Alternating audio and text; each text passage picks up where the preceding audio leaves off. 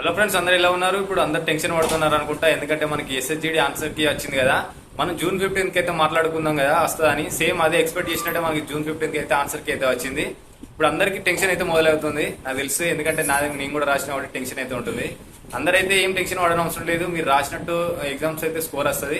ఒకసారి అయితే చెక్ చేసుకోరు మీకు మార్క్స్ అనేది ఎక్స్పెక్ట్ చేసినట్టే మార్క్స్ వచ్చినాయా లేదా ఎక్కువ వచ్చినాయా లేదా తక్కువ వచ్చినాయని మాట్లాడుకోరు. ఒకవేళ స్కోర్ అనేది తక్కువ వస్తే ఎటువంటి టెన్షన్ అవసరం లేదు. ఎందుకంటే మనకి నార్మలైజేషన్ అయితే ఇంకా ఆప్షన్ ఉంది కదా. నార్మలైజేషన్ లో స్కోర్ యాడ్ అవుతుంది. అట్లా టెన్షన్ పడడం అవసరమే లేదు. మన నార్మలైజేషన్ ఎన్ని హార్డ్ షిఫ్ట్లలో మనకి మార్క్స్ అయితే యాడ్ అవుతాయి. ఇదే వచ్చిన స్కోర్ అయితే ఫైనల్ అయితే కాదు. నార్మలైజేషన్ లో కొన్ని షిఫ్ట్లకు తగ్గచ్చు, కొన్ని షిఫ్ట్లలో పెరగచ్చు. అప్పుడు స్కోర్ కార్డ్ వచ్చిన తర్వాత దాని తర్వాత రిజల్ట్ వస్తుంది. ఇప్పుడు మనకి ఇంకా ఏంది వేకెన్సీ అనేది ఇంక్రీజ్ కాలే. ఫస్ట్ ఏం చేస్తాడు, ఇప్పుడు ఆన్సర్ కి వచ్చిన తర్వాత మనకైతే వేకెన్సీస్ అనేది 25,000 ఏమో ఉన్నాయి.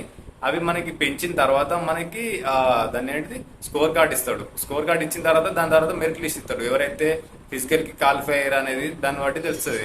ఫిజికల్ క్వాలిఫైర్ ఇప్పుడు మార్క్స్ చూసుకొని ఫిజికల్ కి ప్రిపేర్ కాకుండా ఉండకండి, మంచి ప్రిపేర్ కావాలి. ఎందుకంటే వచ్చిన స్కోర్ ఫైనల్ కాబట్టి నార్మలైజేషన్ లో 20 మార్కులు కలవచ్చు, 15 మార్కులు కలవచ్చు, 10 మార్కులు కలవచ్చు. వచ్చిన స్కోర్ కంటే ఇంకా ఎక్కువ ఉంటుంది.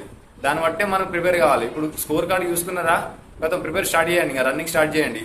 మీకు నార్మలైజేషన్ స్కోర్ వచ్చిన తర్వాత స్కోర్ కార్డులో తెలుస్తుంది. ఎన్సీసీ మార్క్స్ యాడ్ అవుతాయి, షిఫ్ట్లో హార్డ్ షిఫ్ట్లకు మార్కింగ్ అయితే.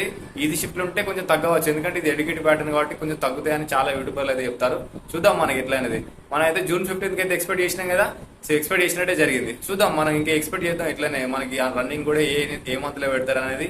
ఇప్పుడు నీ వీడియోలో ఏం చేస్తా అంటే స్కోర్ కార్డ్ మీకు స్కోర్ ఎంత వచ్చిందనేది నాకు కింద డిస్క్రిప్షన్ లో కామెంట్లలో పెట్టండి. సారీ, డిస్క్రిప్షన్ అన్న కామెంట్ సెక్షన్ లో మీ స్కోర్ అనేది మెన్షన్ చేయండి.